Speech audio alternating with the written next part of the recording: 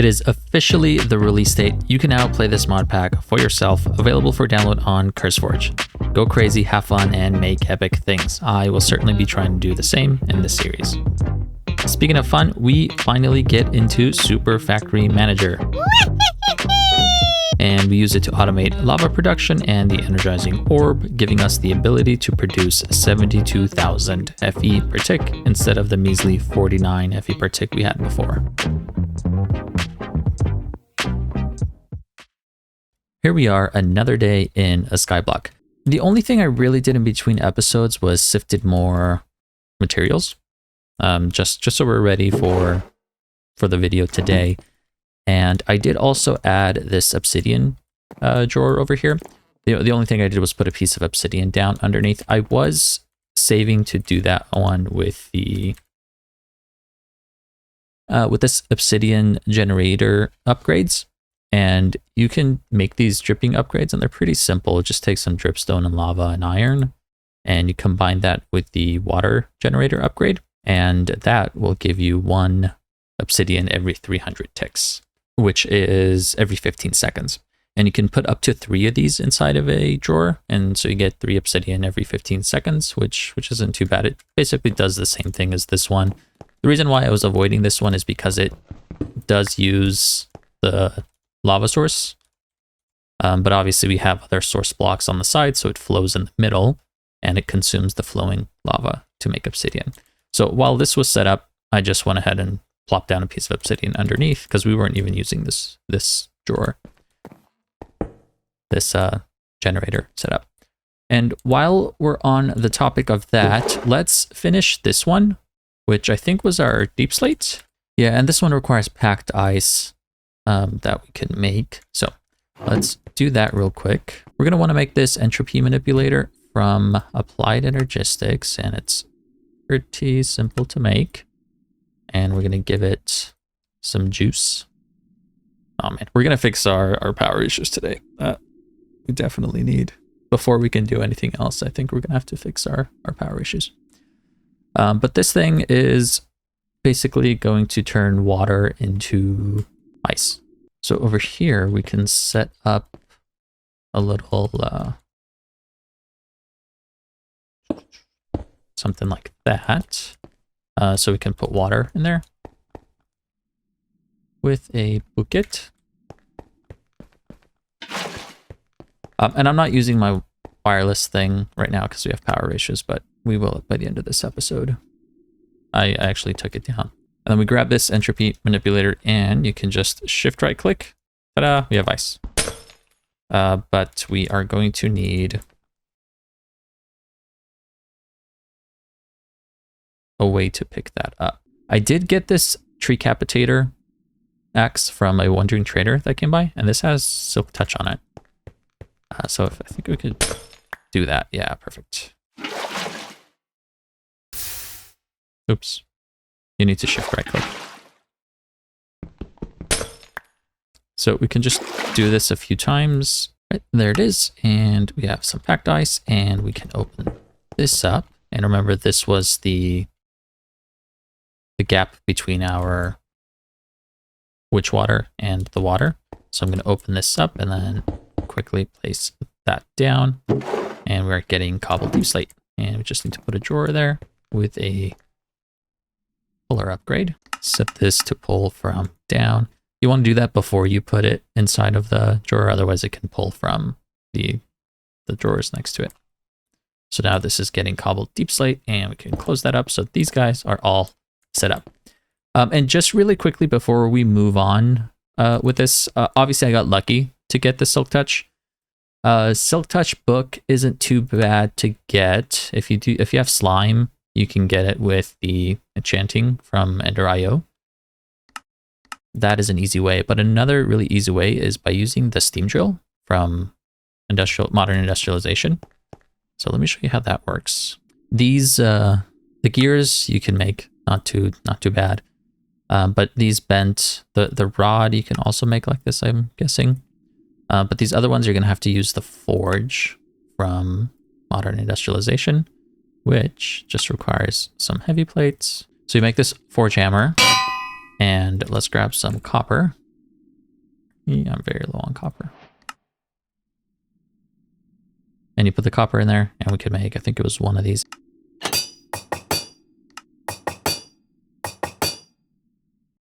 Okay, and once you make all of that, you get yourself a copper drill head and the steam thing.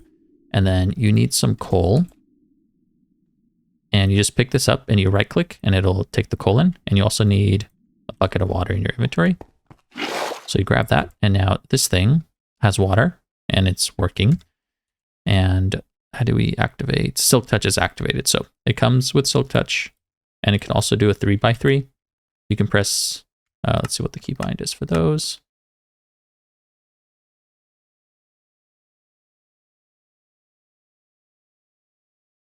So the toggle, the 3x3 is Y. So if we press Y, now it does just the one block. And we can do that with this drill. I might actually keep this instead. Well, I don't know. Using water and coal on it is kind of annoying. But this is an easy way to get Silk Touch early on in the game too, if you need it. You just have to feed it coal and a bucket of water, and it'll work. Anyways, I want to have access to all of these things in our Applied Energistics system. So we also want to make the controller from functional storage, and we will put that down right next to the other one, and we need to make another storage bus to put on that. So now this is connected to 2, and all we have to do is link. We use this linking tool and the other configuration tool. So if we shift right click on this controller, you can see here's the range. And unfortunately, these guys are out of range, but we can expand it a little bit by using these upgrades. And shoot, we're out of copper, huh? Let me show you my method of sifting. I did add another one of these collectors below this barrel, and that fixed the issue of us getting some of the drops because it only has 9 inventory slots. So you can only ever pick up 9 different types of items. And if you have like 10 different types of items, the 10th one, your player is going to pick up. So I grabbed 3 stacks of these 1x compressed blocks, which is a full inventory worth of things. And we can compress that down even more, right? And then you place those guys down and use your hammer to break them down. And then you can't sift these as compressed, so you do have to decompress them. And you just do this. And you get a full inventory of gravel or whatever you're doing. And then we sift it. And these collectors immediately pick the items up. They don't even go in the world, so your magnet can't pick it up or whatever. They all automatically go inside of this barrel where there's a compacting upgrade that is matching the mod X Durham, and that compresses all of the things down into the ores themselves. So we do want to get into crushing Deepslate and sifting that, because that's how you get platinum. I don't have any platinum yet. And having platinum ore hammers is going to alleviate our stress on copper, because I've been using a lot of copper. So that means this I'm going to pick up, and we're going to turn that into a compacting drawer. And we can pick up the puller upgrade from that and just set it into this one.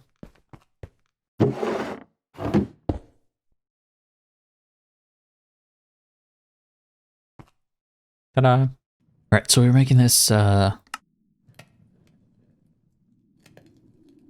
upgrade for our controller, and we're going to turn it into gold. That should give us a little bit more of range extension. You can open that up and put it inside of here. Now, when we look at this, you can see that it covers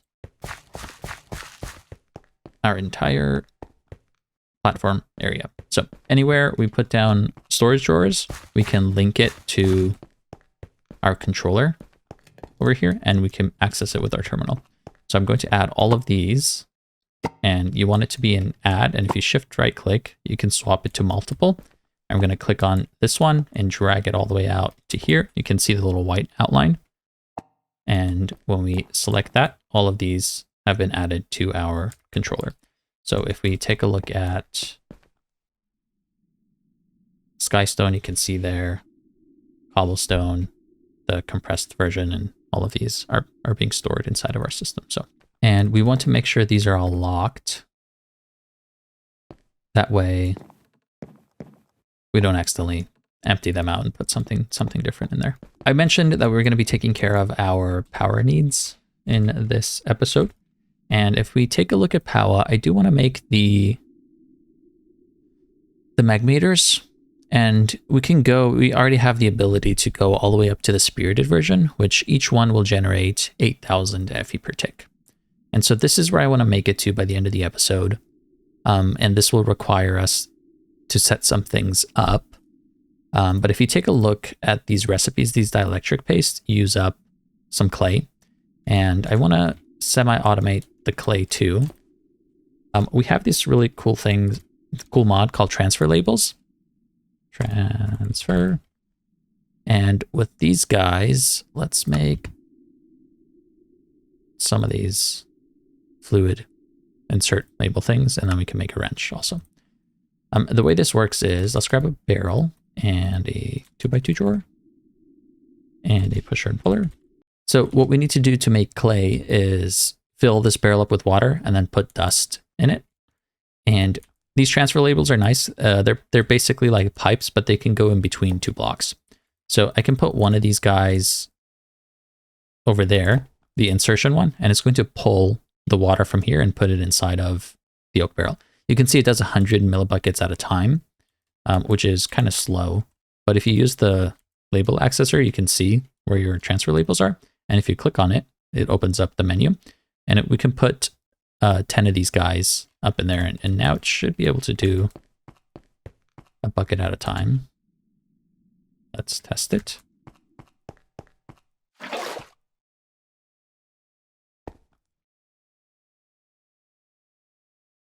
The amount. There it is. So we put that on the amount, and it's going to do a full bucket at a time. So that's getting filled up, and then we're going to put this barrel on top and do a pusher and puller upgrade.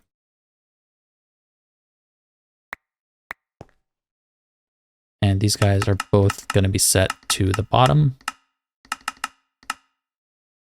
And we're going to grab these guys and crush them down into dust. All right, so we have full inventory of dust we can put on the bottom there. And this is going to be very loud and make play for us. And then if we use these tools,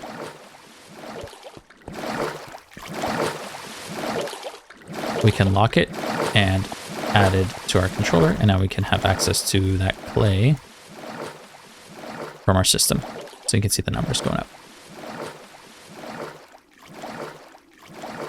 And this is very loud. If you ever want to mute anything in the game, there's this thing called EMS settings. Here's barrel mixing. We're just going to muffle that so we don't hear that loud, obnoxious noise. So in the beginning, I mentioned that we're going to be taking care of our power issues today. And I'm going to do that with the Powah mod just because it's, I don't know, it's convenient and not that hard to do. We actually have the ability to go all the way up to the spirited version of whatever we want to make. And looking through this, so we have the thermo generators, and the way these guys work is they have a heat source underneath, and then you put water inside of them and they generate power. The spirited thermo generator can only do 800 FE per tick with lava underneath it. So the lava one is what this is listed as, the 800 FE per tick, because it's 1-to-1 with the lava. If you put magma block, it'll only do 80% of that. So it'll do even less than 800 FE per tick. But if you put a block of blazing crystal, it's going to do 2.8 times that, which is 2200 FE per tick.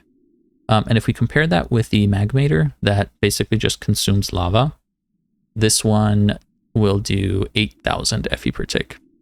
So this is much, much better. We just have to produce lava, which is easy in a skyblock because we just make more of these guys. But all of that is going to require logistics, and that's where Super Factory Manager comes in, and we're finally doing it. Third episode, we're getting into Super Factory Manager. Hooray. Let's take a look at this mod. If you don't know about Super Factory Manager, it's a logistics mod, just like any other piping mod, but it's so much better. And you can see we need black dye. There's a few ways of doing this. If you wanted to make a lot of black dye, I would recommend doing the milling from Create.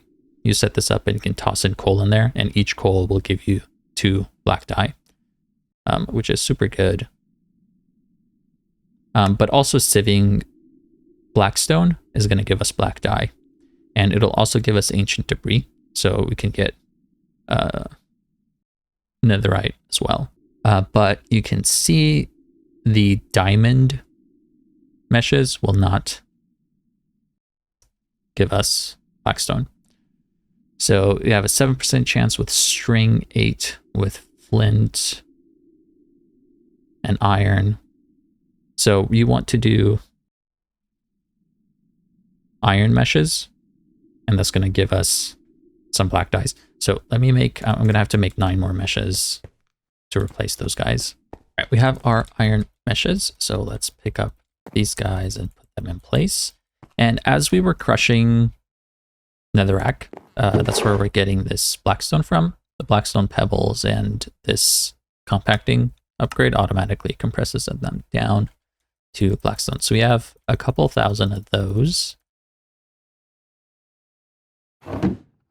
And we can compress those down and sift away.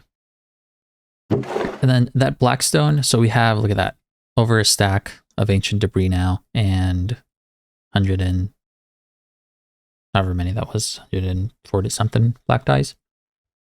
And we got 1700 of that blackstone back. Because when you do sift blackstone, you get blackstone pebbles back, and you actually get a lot of it back, so you can kind of just cycle through it. So I'm going to finish these guys up, and we'll go from there. I screwed up. I shift-K'd these guys in my normal inventory where I only have a 4x4, and we got polished blackstone and all of them. I don't know if you can break that down.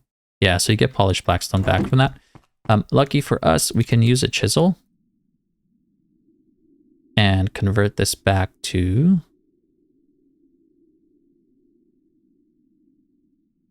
normal blackstone.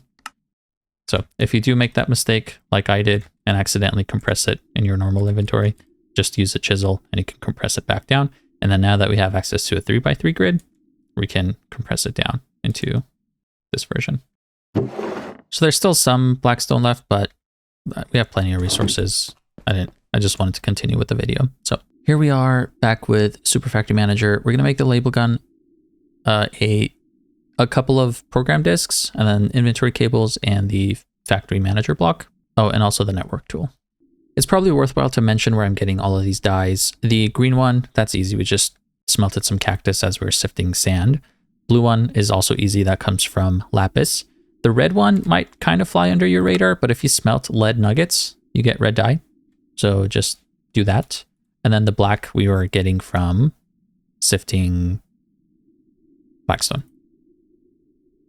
But make sure you're using the right, like an iron mesh, because if you have diamond or whatever, you're not going to get the black dye. All right, we have all of the Super Factory Manager things, but we're going to put a pin in this for now because we don't need to use it just yet. Let's take a look at Powah. And we were going to be doing these Magmators, and the first and second tier, so the starter and the basic one, we can craft right away. The next tier requires these specialized blocks or specialized items that you get by doing the Energizing Orb crafting within the mod. So to make these energized steel, you have to put iron and gold inside of the energizing steel and infuse it with 10,000 Fe, and that's going to give you energized steel. And it's the same thing for the higher tier one. So the blazing will be blaze rods or powder, and then we have diamonds and emeralds up to the spirited tier. So that is what we're going to be setting up. And obviously our one wind generator making 50 FE per tick is not going to cut it to infuse it with thousands of FE per tick. So we're going to make these starter ones, and I'm going to make 9 Magmators. And this is where our clay balls come into play. So let's make a few of those. You're going to need a ton of this dielectric paste.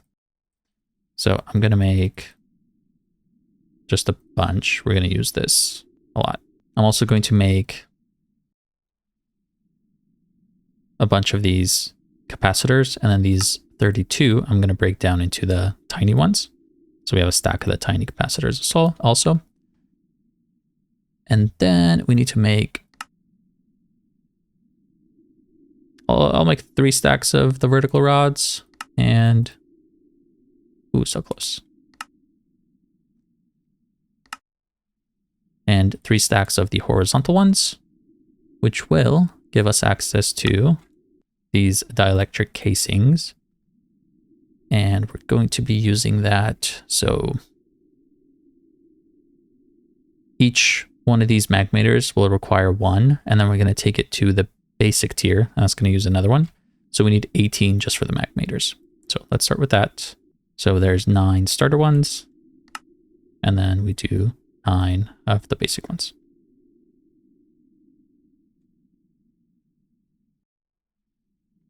All right, so to set those guys up, we're going to need to set up lava, because these require lava to run. So let's grab our block generator so we can make some cobblestone, and I'm going to actually upgrade these as much as we can right now. And if we use a hammer, we can double our netherite scraps and turn those into netherite ingots. So then we can make the netherite tier block generator. I am also going to make 9 of these unfired crucibles. By the way, don't smelt your ancient debris. Use the hammer to double it. It's easier, and you get more. All right, and with some building blocks, we should be ready to set this up. I think I'm gonna. Should we do it here? Let's try that. So with Super Factory Manager, everything has to be connected by these inventory cables for it to be able to interact with it. So we're going to put these down, and if you wanted to facade these, you can put the network tool in your offhand and use whatever block you want. And when you right click, it's going to facade them. The only problem is it doesn't work with connected textures just yet. So it's not going to look the same if you have connecting textures. But maybe we can use something different, like, and you can hold control, and when you do that, it's going to change all of them. So we're going to have those guys over there for our Magmators. Oops. Let's take that off.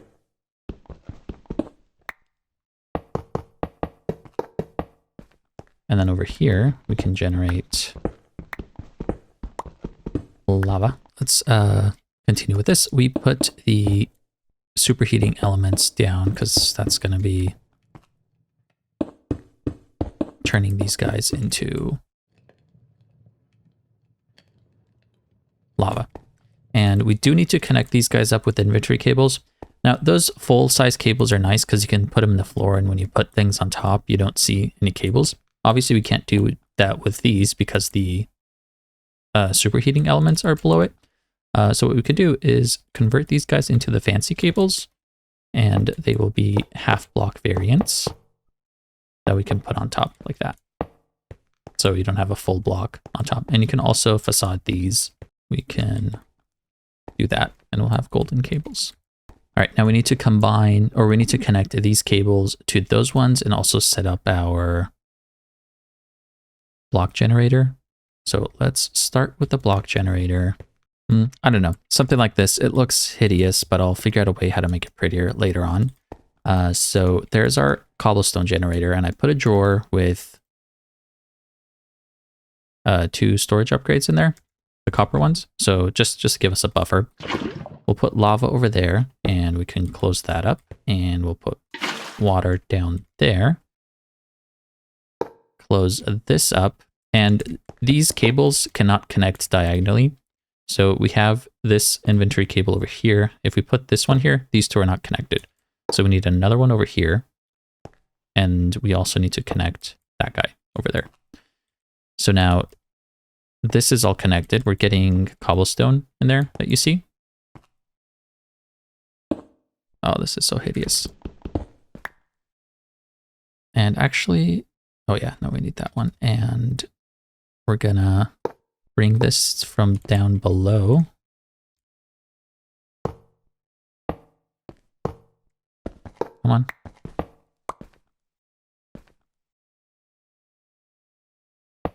To that guy. So now all of that should be connected.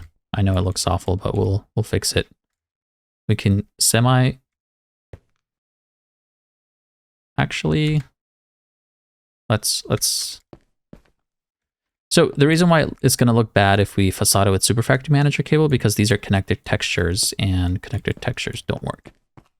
But if we make the camel block, this is also a really cool a cool thing from the Camel mod. We do need white dye. So let's make a few of those, and we need to facade one of these things, and then we also needed that. Let me see if this works. So you make the facades with these, and then you can facade anything, and connected textures do work with that. So I'm going to need to make one more. And also for that guy. So even another one. So now that is back to looking normal. And let's see if we can't facade this. Oh, we can't. Okay.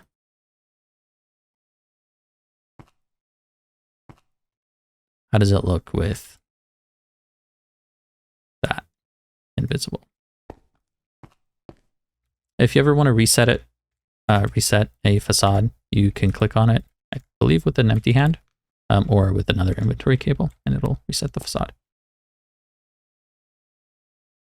Maybe what we can do in this case is put a full block down over there. And let's see if this will work. Aha! That looks better. So this is an inventory cable, and so are all of these below. And now, if we hold our network tool and press Alt to bring back the overlay, you can see all of this green is the inventory cables that's connecting everything. So we have our crucibles connected, our magmators over here, and our cobblegen over there. The only thing we need now is a manager block, which I will put, how about over here? And the manager block also has to touch inventory cables. And now we are ready to go. So this is a program disk.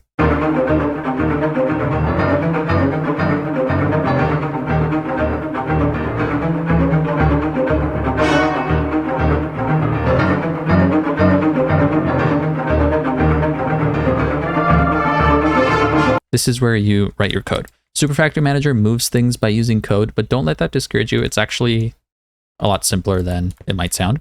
So you put your disk in there, and now you can control everything from here.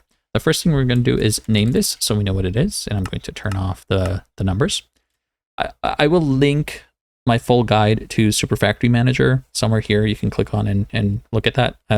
I will briefly cover how the mod works right now, so you at least know what's going on. But we can name this disk so we know what it is, and we will call it Magmator Automation, for example. And you can do that by just saying name and then putting it in quotation marks. So now when you hover over this, you can see that the program disk is actually named Magmator Automation. All right, so we need to tell the program how often to do something, and the fastest we can do it is every 20 ticks. So we're at every 20 ticks do, and that's every second.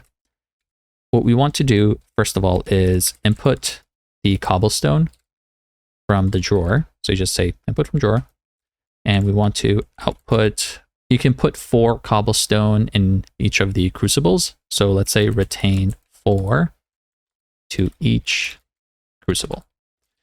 And then we'll put a forget, and that way any code that's happening after the forget is going to ignore what's happening up here. So what this is going to do is it's going to input the cobblestone or whatever is inside of the drawer. And then we're going to keep 4 of that in each of the crucibles. So let's end our program by putting an end and see how this works. When you see this thing, it says it has some warnings. And when you hover over your disk, it'll tell you what the labels are, or it'll tell you what the warnings are. And right now it's saying that drawer and crucible are used in the code, but not assigned in the world. So right now our program has no idea what the drawer is and what the crucible is. And we need to tell it what it is inside of the world. And you do that by using the label gun. So we're going to shift right click on the manager, and that's going to pull the labels from the manager. And you can either right click and select the labels here, or you can shift and scroll through. So we have the crucible and we want to label all these crucibles. And when you right click, you can see that it labels it. We can hold Control to label all of them at once, and then scroll to the drawer and label the drawer as well. Once you do this, the labels are now stored. The information for those labels, you can see the drawer block, it's 1 block, and the crucible is 9 blocks. So that is stored inside of our label gun, but now we need to sync it back with our program disk. And to do that, you just right click on the manager and it pushes the labels down. And now you can see that those labels came to the disk, and it's saying 1 block of the drawer and then 9 blocks of the crucibles. So that is now putting cobblestone inside of these crucibles, and they're making lava. And every time there's room for it to put more cobblestone, it's going to put more.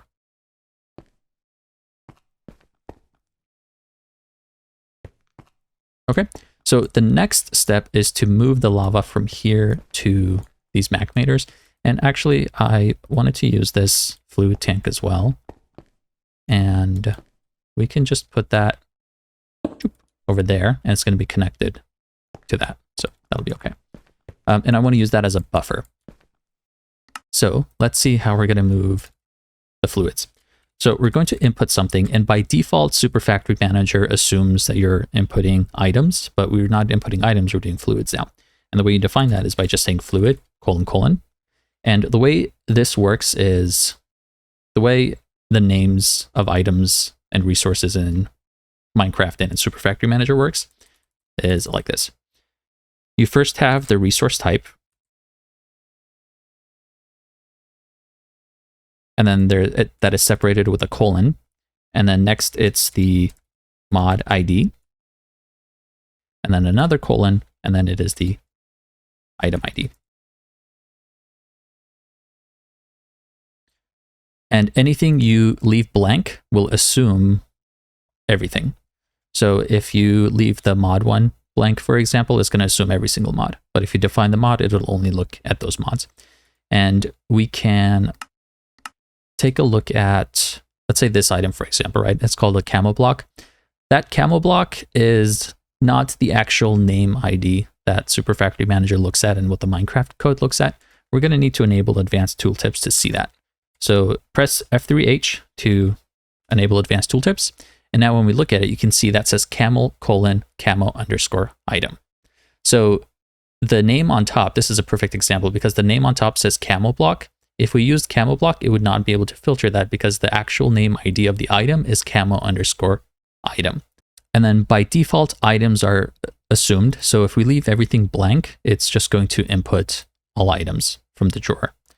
But right now our resource type is not items, we're using fluids, right? So let's replace this with fluid. So it knows we are doing fluids. We want it to pick up fluids from every single mod, right? It's just from Minecraft. So you can put Minecraft there or just leave it blank for it to assume everything. So we will leave that blank as well. And then the item ID for lava, if we take a look at that, it's Minecraft : lava. So we can put lava over here, or we can just leave it blank, and it's going to pick up every single fluid from the crucibles. So we're going to input that from the crucibles, and we want to output the fluid. So if you don't put fluid, it's going to try to output items, which we don't have any right now. So you have to make sure you put the fluid on the input and the output statement. Anytime you basically want to move it, you have to specify that. And we're going to output that to our tank. And there's something interesting with how sides work with mods. Well, it's not really interesting, but there isn't a standardized way of how mods handle inputs and outputs from the different sides, so every mod does it kind of differently. Mechanism specifically doesn't work in the null direction.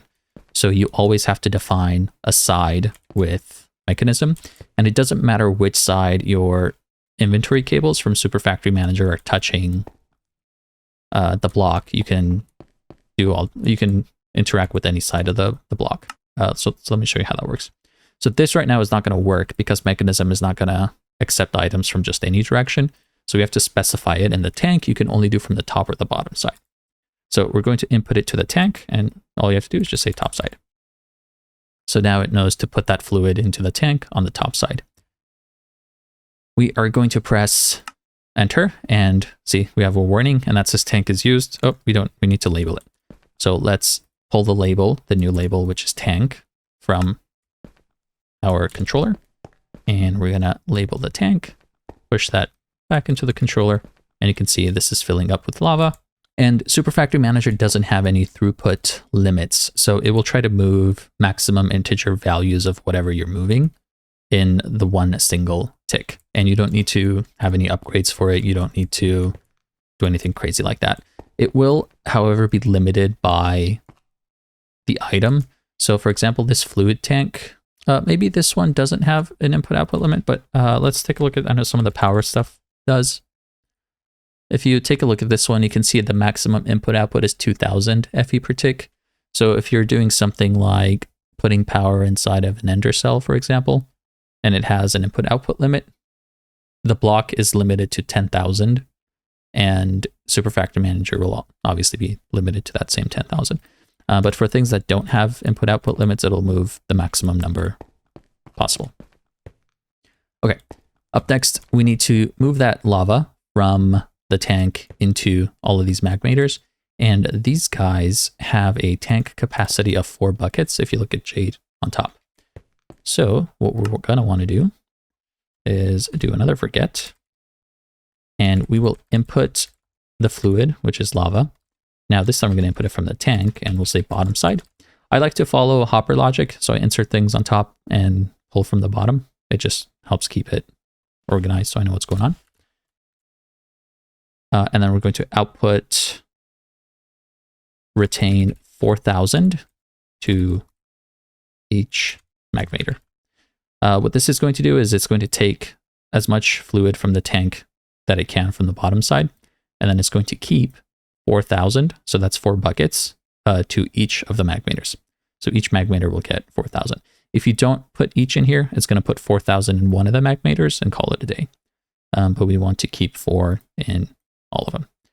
So we press done, and of course we have to label the Magmators now. So we hold Control to label all of them, push it back in there,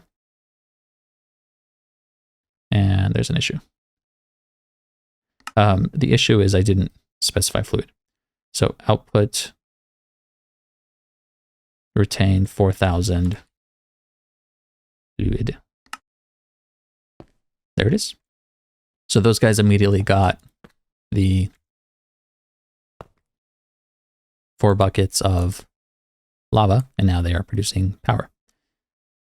Each one of these is doing 320 FE per tick, which is times 9, already so much more than our stupid wind generator.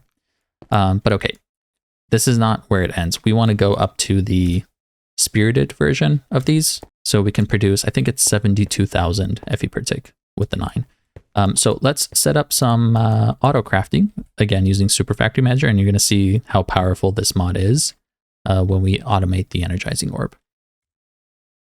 So let me get set up for that, and I'll be right back. Okay, we are ready to set up automation for the Energizing Orb. So I went ahead and made the Energizing Orb and 9 of the basic tier Energizing rods. Those are the highest tier we can go right now. And then I also have some of these cables.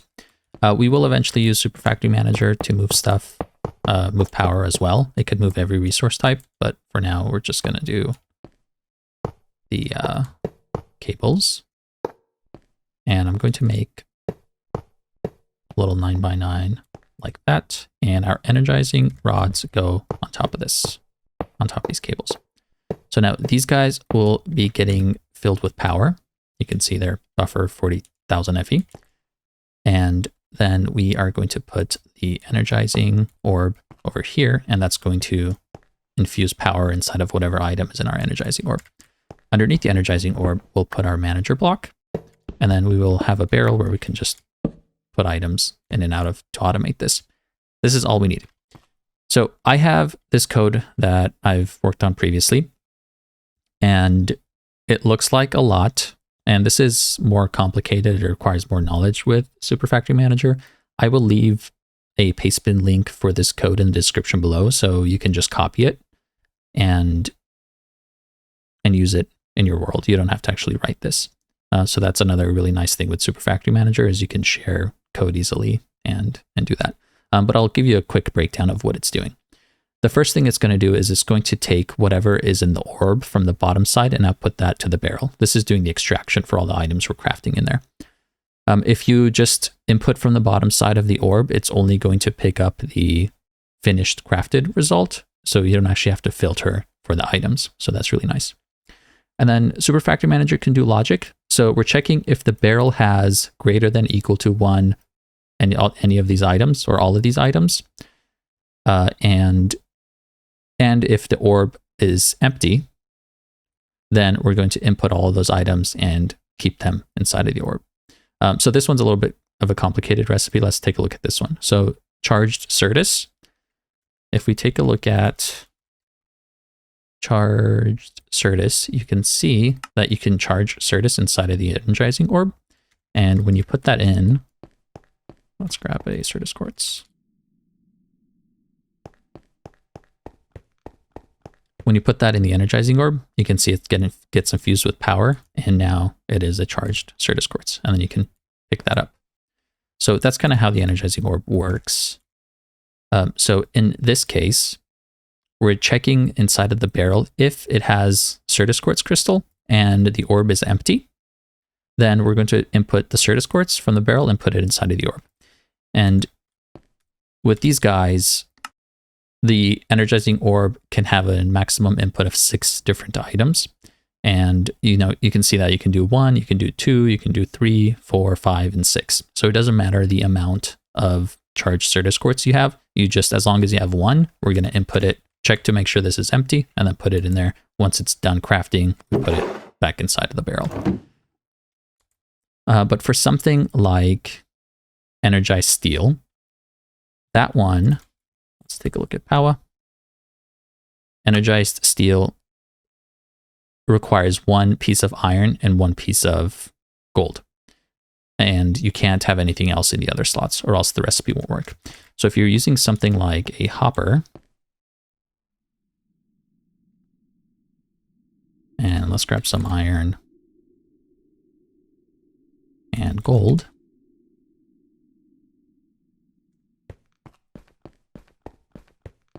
And let's say you put a hopper on either side, and you put the iron in here and the gold in here. You can see that it puts in 4 pieces of iron and 2 pieces of gold, because there's 6 total inventory slots left in here, and that's not going to work. So you need a way to limit it to only be 1 iron and 1 gold. But if you say limit 1 of this item and 1 of that item, then it's really hard to automate this with any other logistics mod, because there's so many different variables, because this one is 1 iron and 1 gold, but then this one is either 4 blaze powder or 1 blaze rod, and this one is 1 diamond. So, and then they're all kind of different, and it's really hard to have a solution that works flawlessly for all the different types of items. And that is why Super Factory Manager is so good. So let's pick those back up and take a look at the next thing. So the Energized Steel, this is checking if the barrel has greater than or equal to, so more than 1 iron ingot and more than 1 gold ingot. If it has iron and it doesn't have gold, it's not going to do this. So it'll only do it if it has both iron and gold. And then it also checks to see if the orb is empty, because if, let's say it's crafting charged Certus, it's not going to input the iron and the gold in there. So then it's going to input 1 of each of those ores, so 1 iron ingot and 1 gold ingot from the barrel, and then it's going to retain 1 each, so 1 iron, 1 gold, to the orb. And once that's done crafting, this extraction part is going to pick it up from the bottom side and put it back into the barrel. So let's put this inside of our program manager block and label the things. And the only two labels there are is the orb and the barrel. That's all we need. So now if we put that same, so let's do 3 iron and 4 gold, right? When we put that in there, you see that it keeps the iron and gold in there. And then once it turns into energized steel, it's putting the energized steel back in here. And now we have 1 gold, but not enough iron. So it's not going to move that gold in there. Because if it moved that gold in there, it's going to get clogged up and we won't be able to craft other things from there because it'll be clogged with a random piece of gold. Okay, but as soon as I put the second iron, it's going to craft that. So Super Factory Manager is really, really awesome for stuff like this before you have applied energistics set up, because if anybody's tried to craft things with this by hand, it's not fun. So instead, I can just toss all of the different resources inside of this barrel and then walk away from it, and it'll be crafted. One other thing to note about this is Super Factory Manager works line by line. So whatever happens first is it's going to do that. And the way I set this code up is the things that require less amount of energy to create. So when we take a look at something like a nitro crystal, this one requires 20 million Fe. That's going to take a really long time to make versus something like this ender core, which is only 50,000 Fe. So I have it basically in order of things that are able to be crafted quicker in there.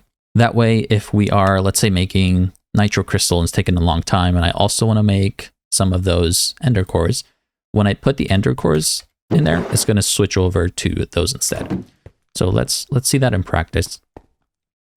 I'm going to grab blaze rods, which are a higher tier thing than the energized steel, which is iron and gold.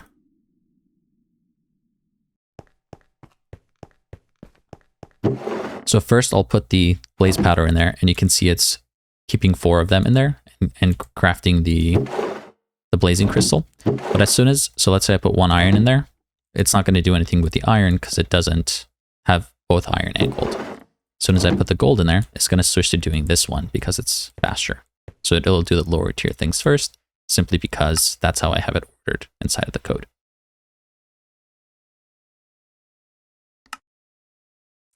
So with that being automated, now we can craft all of these different tiers all the way up to the spirited crystal.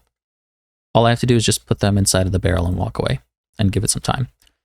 So we have the energized steel. So I'll put in some iron and gold. The blaze powder is working. And then the other 2 materials is just diamonds and emeralds.